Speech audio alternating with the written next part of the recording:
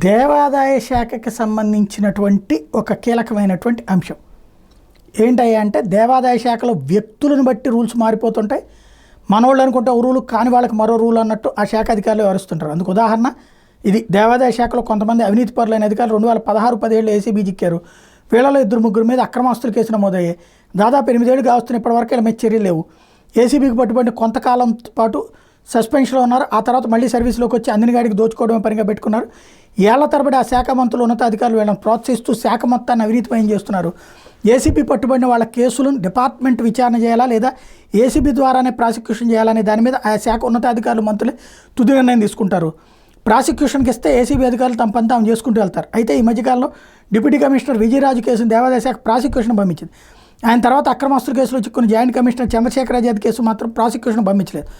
ఇద్దరు అధికారుల మీద ఒకే రకమైన ఆరోపణలు ఉన్నాయి. అయితే ఒక అధికారి కేసును ప్రాసిక్యూషన్ పంపించి మరో అధికారి కేసును పంపించకపోవడం ఇప్పుడు ఆ శాఖలో చర్చనీయాంశమైంది.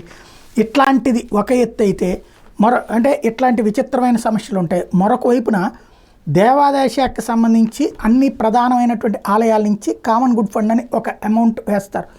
ఆ డబ్బులతోనే అందరికీ జీతాలు వస్తాయి. గత 6 నెలల నుండి ఆ కామన్ గుడ్ ఫండ్లో అంటే ఆయా ఈవోలే తీసుకొచ్చి ఆ అకౌంట్లో డబ్బులు వేయాలి. అది వేయలేదట. దాంతో జీతాలకే ఎర్త్ అయ్యేటటువంటి పరిస్థితి. ఇవి దేవాదాయ శాఖ పనితీరుకి సంబంధించిన పెద్ద చర్చకి తావిస్తున్న అంశాలు.